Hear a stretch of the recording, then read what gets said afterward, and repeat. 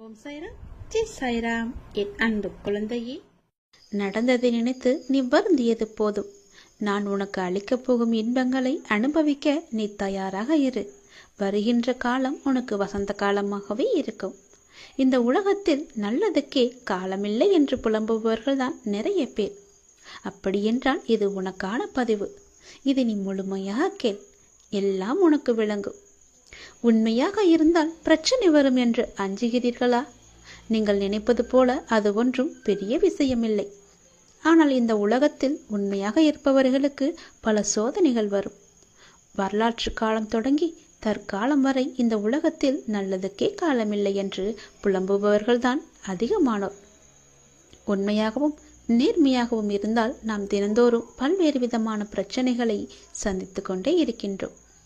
பல வேளைகளில் நேர்மையாக நடந்து கொள்வதே நம் கிடையாது. பல நேரங்களில் நமக்கு என்று தனி நீதியை நாம் வகுத்துக் கொள்கின்றோம். நம்மை சுற்றியுள்ள நண்பர்களிடமும் மனிதர்களிடமும் சின்ன சின்ன பொய்கள் எல்லாம் சொல்லிக்கொண்டே இருக்கிறோம். ஏன் இப்படி பொய் பேசுகிறோம் என பலர் நம்மை நாமே கேட்டுக்கொள்வதும் உண்டு. ஒவ்வொரு நாளும் பலதரப்பட்ட மனிதர்களிடம் வெவ்வேறு விஷயங்களை மாற்றி பேச நேரிடும். நம்மை பற்றி அவர் அவதூறாக நினைத்துவிடக் கூடாது என்பதுதான் அதன் முதன்மையான காரணமாக இருக்கும்.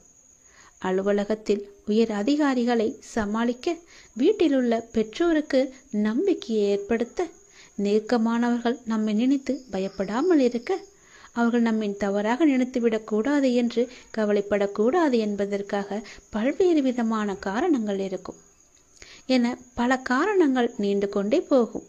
உண்மையை சொல்லும்போது எதிராளிக்கு நம் மீது தவறான எண்ணம் ஏற்படுவதில்லை. அவர்கள் நம் மீது வைக்கும் நம்பிக்கை மேலும் உயர்கிறது. அதனால் எது செய்தாலும் உண்மையை மட்டுமே சொல்லுங்கள். ஒரு பொய்யை மறைக்க 1000 பொய் கூட சொல்ல நேரிடும். அதனால் ஒரே ஒரு உண்மையை சொல்லிவிட்டால் நமக்கும் பயமில்லை, நம் எதிராளிக்கும் நம் மீது நல்ல ஒரு அபிப்பிராயம் ஏற்பட்டுவிடும். நம் மதிப்பை அது உயர்த்திவிடும். உண்மையை மட்டுமே பேசி வரும்போது நம்முடைய தன்னம்பிக்கையும் அதிகரிக்கும். அதனால் தயக்கமின்றி ஏதுமின்றி உரக்கச் சொல். உண்மையை உரக்கச் சொல். பின்னால் வருவதை பார்த்து கொள்ளலாம். பொய்யை சொல்லி மாட்டிக்கொள்வதை விட உண்மையை சொல்லி ஒரு நாள் கஷ்டத்தை அனுபவித்து விடலாம். பிறகு நமக்கு எப்பொழுதுமே மகிழ்ச்சிதானே. நாம் பயந்து பயந்து வாழ வேண்டும் என்ற அவசியம் கிடையாதே. எல்லாவற்றிலும் துணிந்து நாம் இறங்கிவிட்டால் பிறகு ஏன் பயப்பட வேண்டும்? உண்மையை உரக்கச் சொன்னால் எதற்கு நாம் பயப்பட வேண்டும்?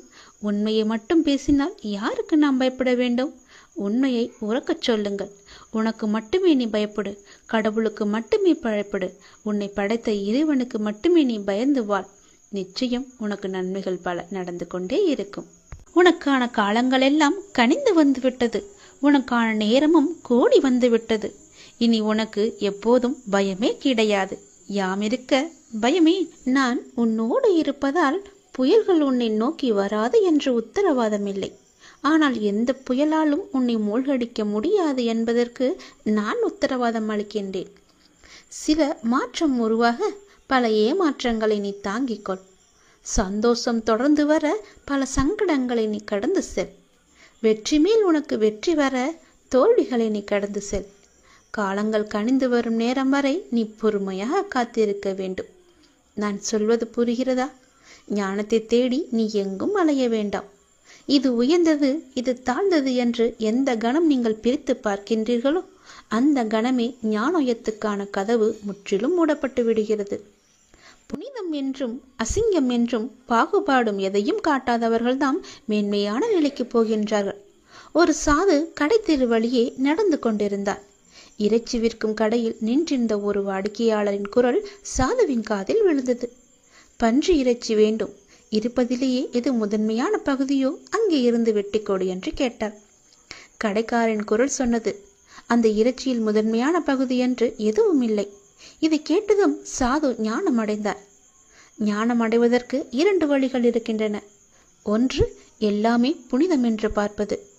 இரண்டாவதோ எல்லாமே அசிங்கம் என்று பார்ப்பது. இரண்டிலும் பாரபட்சமற்ற தன்மை இருக்கிறது. அதை தெரிந்து கொள். இது உயர்ந்தது, இது தாழ்ந்தது என்று எந்த கணம் நீங்கள் பிரித்து பார்க்கின்றீர்களோ அந்த கணமே ஞானோதயத்துக்கான கதவு முற்றிலும் மூடப்படும் என்பதை நீ உணர்ந்து கொள். பன்றி இறைச்சியில் இந்த பகுதி ருசியாக இருக்கும், இதில் எவ்வளவு ருசி இருக்காது என்று இறைச்சி விற்பவன் பாகுபாடு பார்க்க தயாராக இல்லை. இதை கவனிக்கும் சாதுவுக்கு இந்த பிரபஞ்சத்தில் மேன்மையற்ற அம்சம் என்று எதுவும் இல்லை என்பது சடார் என்று உரைக்கின்றது. பகுதி பகுதியாக பிரிவினை செய்து ஒரு பகுதியை கொண்டாடி கொண்டும் மற்றதை அவதூறு சொல்லிக் கொண்டும் உலகத்தை பார்ப்பதை விடுத்து எல்லாவற்றையும் ஒருமித்த ஒன்றாகவே பார்க்க தொடங்குங்கள். நிச்சயம் ஞானோதயத்துக்கான வழி என்பது உனக்கு விளங்கும். அதற்கான கதவு உனக்காக திறக்கப்படும். நான் சொல்வதை ஏற்க மனம் இருந்தால் அதை ஏற்றுக்கொள். இன்பம் துன்பம் என்பது எல்லோருக்கும் வரத்தான் செய்யும். அதை நீ சமமாக ஏற்று வாழ பழகிக்கொண்டால் உன்னுடைய வாழ்க்கை சமமாக இருக்கும். எந்த மேடுபடமும் இல்லாமல் சந்தோஷமாகவே நீ போய்கொண்டே இருக்கலாம். எந்த பெரிய புயலும் உன்னை எதுவும் செய்யாது. எவ்வளவு பெரிய ஆபத்து வந்தாலும் அதிலிருந்து நீ சீக்கிரமாகவே மீண்டு வந்து விடலாம். அதனால் நான் இதற்கு உத்தரவாதம் தருகிறேன். நீ எதையும் மேலாகவும் கீழாகவும் வைத்து பார்க்காதே. எல்லாம் சரிசமமாக எண்ணிப்பார். உனக்கு நடப்பது நன்மையாகவே நடக்கும். சில மாற்றங்கள் உனக்கு தேவை என்று எதிர்பார்த்து காத்திருக்கின்றாய். அதற்கு நீ பல ஏமாற்றங்களை நீ சந்தித்தும் வந்திருக்கின்றாய் அல்லவா? சந்தோஷம் உனக்கு தொடர்ந்து வர வேண்டுமென்றால் உனக்கு வந்த சங்கடங்களை எல்லாம் நீ கடந்து அதன் வழியே நீ வா. வெற்றி மேல் உனக்கு வெற்றி வர வேண்டுமென்றால் பல தோல்விகளை நீ கடந்திருப்பாய் அல்லவா? அது போலவே இதையும் நீ கடந்து வா. காலங்கள் கனிந்து விட்டது. அதுக்கான நேரமும் வந்துவிட்டது. பொறுமையாக இருந்ததற்கான நல்ல பலனை நீ பெறப் போகின்றாய். சந்தோஷமாகவே அதை நீ அனுபவிக்கப் போகின்றாய். நல்லதே நடக்கும் உனக்கு. உனக்கான வெற்றி பாதையில் நீ முதல் அச்சை பதித்து விட்டாய். உன் பிரச்சனைகளுக்கெல்லாம் விடுவு காலமும் வந்துவிட்டது. ஆனால் நான் உன்னை இந்த பூமிக்கு அழைத்ததன் நோக்கத்தை நீ மறந்து விட்டாயே. மீண்டும் ஞாபகப்படுத்துகிறேன், கேள். நான் எப்பொழுதுமே உன்னை தனியாக விடமாட்டேன். நான் உங்களை ஒருபோதும் ஒரு சூழ்நிலைக்கு அனுப்ப மாட்டேன். நான் உனக்கு பின்னாலும் முன்னாலும் நான்கு புறமும் நீ நடந்து கொண்டிருக்கும் போதும் உட்கார்ந்து கொண்டிருக்கும் போதும் எங்கு சென்றாலும் உனக்கு முன்பாக நான் போய்கொண்டே இருப்பேன். உனக்கு துணையாக பின்னால் வந்து கொண்டே இருப்பேன். உனக்கு ஒளியாக முன்னால் போய் அதற்கான தீபத்தை ஏற்றி அதில் உனக்கு வெற்றி என்ற கிரீடத்தை தருவதற்காக நான் அங்கு இருப்பேன். நீங்கள் இப்போது எந்த சூழ்நிலையை எதிர்கொண்டாலும் நான் உங்களுடன் இருக்கின்ற நம்பிக்கையுடன் மட்டும் இருங்கள். மற்றவற்றை நான் பார்த்து கொள்கிறேன். உன்னுடைய வாழ்வில் இன்று முதல் உனக்கான காலத்தை நீ தொட்டு விட்டாய். நீ கஷ்டப்பட்ட எல்லாவற்றிற்கும் உனக்கான நியாயத்தை நான் வழங்குவேன். உன்னை எப்போதும் என் நெஞ்சில் நான் சுமந்து கொண்டே இருக்கின்றேன். இன்று உனக்கான ஒரு நல்ல செய்தியை நான் பரிசீலித்தேன். ஞாபகம் இருக்கின்றதா?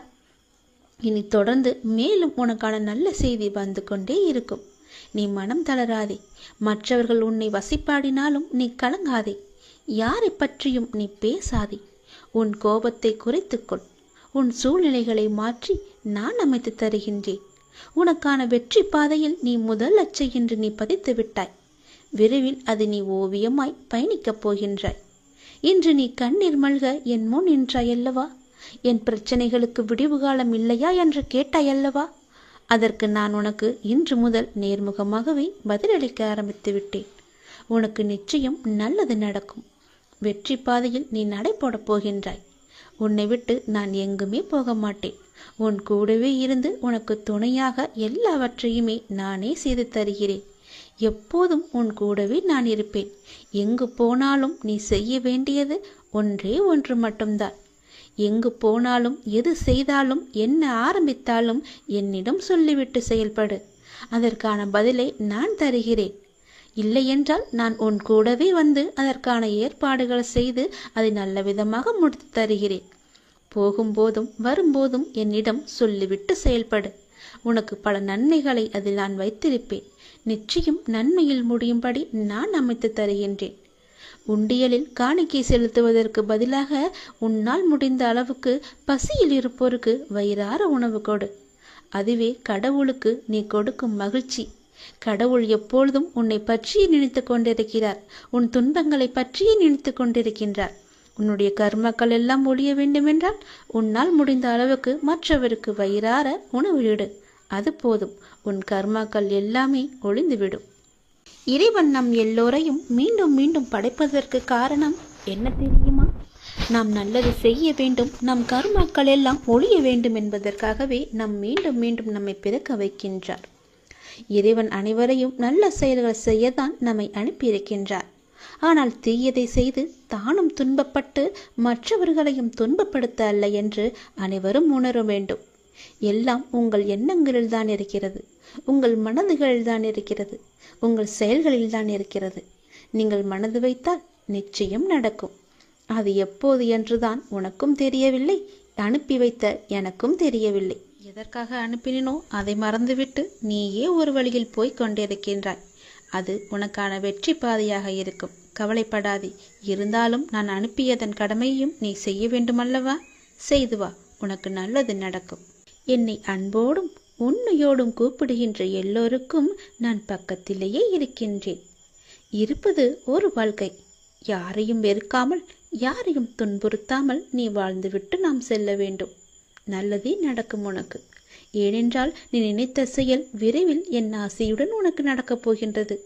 உன்னை சரியான நேரத்தில் கை தூக்கி விடப் போகின்றேன். தற்போது நடக்கின்ற அனைத்துமே உனக்கு எதிராக நடப்பது போல் தோன்றலாம். ஆனால் இறுதியில் நான் அனைத்தையும் சரி செய்வேன். என்னுடைய நேரத்திற்காக நீ கொஞ்சம் பொறுமையாக காத்திரு. அனைத்தும் உனக்கு வெற்றியாக அமையப் போகிறது. உனக்கு வெற்றியாய் அமைய நான் என்றுமே துணை இருப்பேன். சில நேரங்களில் நீ தனியாக நடக்க வேண்டும். ஏனென்றால் நீங்கள் கூட்டமாக நடக்கும்போது அந்த பாதையை நீ இழக்க எப்போதும் வாய்ப்பிருக்கின்றது. அதை மறந்து விடாதே. கூட்டமாக நடக்கும்போது யாராவது ஒருவர் பின்னே தள்ளிவிடுவர், அல்லது முன்னே தள்ளிவிடுவர், அல்லது பக்கமாக தள்ளிவிடுவர். அதனால் நீ எப்பொழுதும் தனியாகவே நடக்க கற்றுக்கொள். எனவே நீங்கள் தனியாக நடந்து சென்றால் எதற்குமே வருத்தப்பட வேண்டாம். உனக்கு யாரும் துணை இல்லை என்றும் நீ கவலைப்பட வேண்டாம். உன் அருகிலும் உன் பக்கத்திலும் எல்லா புறமும் நான் உன் கூடவே வந்து கொண்டிருப்பேன். ஏனென்றால் நீங்கள் இலக்கை அடைய நான் விரும்புகின்றேன். அந்த கடவுள் விரும்புகின்றார். உன்னுடைய இலக்கு எது என்று அறிந்து நீ சென்று கொண்டிருக்கும் பாதை சரியான பாதையே. அது உனக்கு கிடைக்க வேண்டும் என்பதற்காகத்தான் நான் ஆசைப்படுகின்றேன். உன்னுடன் நான் இருக்கின்றேன் என்ற நம்பிக்கையோடு இரு.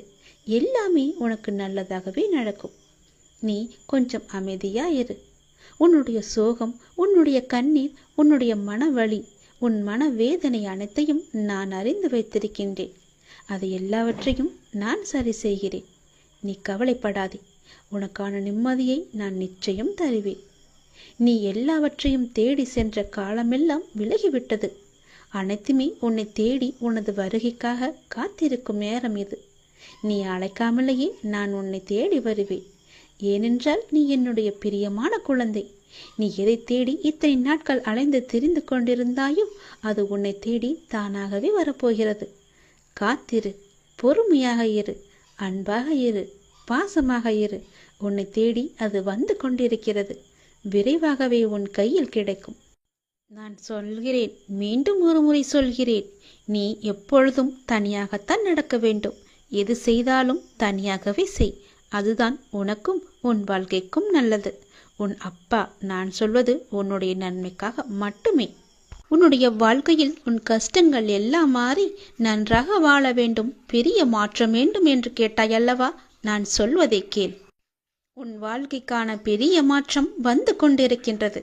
நான் சொல்வது போலவே நீ நடந்து கொண்டால் நிச்சயம் உன் வாழ்க்கை மாறும். உண்மையாகவே உனக்கு ஒரு நிலை மாற்றம் தேவை என்றால் பிறரது பிழைகளை நீ உதாசீனம் செய்துவிடு. பிறர் பிழைகளோடு உனக்கு எந்த தொடர்பும் இல்லை. நீ யார்? அவர்களை பொறுத்த அளவில் குறுக்கிட கேட்கிறார்களா என்ன? அவர்கள் வாழ்வில் குறிப்பிட்ட உனக்கு எந்த உரிமையும் கிடையாது. நீ உன் காரியத்தை மட்டுமே கவனித்து வா. ஆனால் அதே சமயம் உன் பிழைகளை உதாசீனம் செய்து விடாதே. அவற்றை மாற்ற வேண்டியிருக்கிறது. அவற்றை வென்றெடுக்க வேண்டியிருக்கிறது. வழக்கமாக எல்லோரும் தத்தமது குறைகளை கண்டு கொள்ளாமல் பிறரது பிழைகளை பற்றி பெரிதுபடுத்தி பேசுகிறார்கள். அதுதான் அகங்காரத்தின் போக்கு. ஆகவே அகங்காரமற்று இருக்க வேண்டும். முயற்சிதான் வெற்றியின் முதல் படி. அதை அடைய எத்தனை முறை தோற்றாலும் முயற்சியை மட்டும் விட்டுவிடாதே. எண்ணத்தில் தூய்மையும், சொல்லில் இனிமையும், செயலில் நேர்மையும் கொண்டு அற வாழ்க்கை வாழ்ந்து வந்தால், நாம் எளிமையான வாழ்க்கையை வாழ்ந்து வந்தால் நிச்சயம் நம்முடைய வாழ்வில் நல்ல மாற்றங்கள் ஏற்படும். உனது எண்ணங்கள் அனைத்தும் தவறாக நடக்கின்றது, என்ன செய்வது என்று யோசிக்காதே. அனைத்தும் மாறும். எதிலும் நிதானமாக யோசித்து செயல்படு. அவசரப்படாதே, நிச்சயம் வெற்றி கிட்டும். உன் வாழ்க்கையில் நடக்கின்ற யாவும் உன் கர்ம வினைகளின் படிதான் நடந்து கொண்டிருக்கிறது. அப்படி இருக்கையில் நீ துயரங்களை எதிர்கொண்டுதானே ஆக வேண்டும். உன் கர்ம பந்தத்திலிருந்து விரைந்து விடுபட உன்னால் முடிந்த அளவுக்கு நன்மைகளை செய்து கொண்டே இரு. அந்த நன்மைகளை செய்வதை விட்டு விடாதே. உன்னிடம் உதவிக்கு வருபவர்களை உதாசீனப்படுத்தாதே. உன்னால் முடிந்த உதவியை இல்லை என்று சொல்லாமல் நீ அவர்களுக்கு செய். இல்லை என்ற சொல்லி உன் வாயிலிருந்து வரக்கூடாது. உன்னை காக்கும், அதுவே இக்கட்டான சூழ்நிலையில் காக்கும். உன்னுடைய தர்மமே உன்னை காக்கும், உன்னை சூழ்ந்து நிற்கும். வாழ்க்கையில் இன்பமும் துன்பமும் அவரவர் கையாளும் வகையில்தான் இருக்கின்றது. மற்றவர்கள் எல்லாம் நிம்மதியாக சந்தோஷத்துடன் வாழ்கின்றார்கள். நமக்கு மட்டும்தான் துயரம் இருக்கிறது என்று நீ புலம்பிக் கொண்டிருக்கிறாய். அது முற்றிலும் தவறு. எல்லோருக்குமே அவரவர் வாழ்க்கையில் சென்று பார்த்தால்தான் தெரியும் அவர்கள் படும் கஷ்டங்கள் என்ன, துயரங்கள் என்ன, எவ்வளவு அனுபவிக்கிறார்கள் என்று. பொறுமையையும் நம்பிக்கையை மட்டும் எந்த சூழ்நிலையிலும் கைவிடாதே. யாரோடும் உன்னை நீ ஒப்பிட்டு கொள்ளாதே. பொறுமையும் நம்பிக்கையும் உன்னில் சூழ்நிலையில் எப்போதும் காப்பாற்றும். உன்னை விட்டு யார் விலகினாலும் நீ கவலைப்படக்கூடாது. எல்லாம் நன்மைக்கே என்று எடுத்துக்கொள்ள வேண்டும். நீங்கள் மென்மேலும் வளர்ச்சியடைந்து வாழ்வில் வெற்றி பெற வேண்டும் என்றால் நான் சொல்வதையெல்லாம் நீ கடைபிடித்துதான் ஆக வேண்டும். உனது வாழ்க்கை எல்லா செல்வ வளங்களையும் பெற்று மகிழ்ச்சியாக மாற வேண்டும் என்றால் நான் சொல்வதை நீ கடைபிடித்துதான் ஆக வேண்டும். இவை அனைத்துமே உன்னை வந்து சேரும்படி நான் அமைத்து தருகிறேன். உன் லட்சியத்தில் மட்டும் உன் கவனத்தை செலுத்து. யாருடனும் உன்னை நீ ஒப்பிட்டு பார்க்காதே. உன்னை யாருடனாவது ஒப்பிட்டு பார்க்க வேண்டும் என்று நினைத்தால் நீ உன்னுடனே உன்னை பற்றியே முன்காலத்திலும் இப்போதும் உள்ளபடி நீ ஒப்பிட்டு பார். நிச்சயம் உன் வாழ்க்கை எப்படி மாறியிருக்கிறது என்று உனக்கே தெரியும். மேலும் பெரிய மாற்றம் வேண்டுமென்றால் நான் சொல்வதை இப்போதே கேள். பெரிய மாற்றம் உன்னை தேடி வந்து கொண்டிருக்கிறது.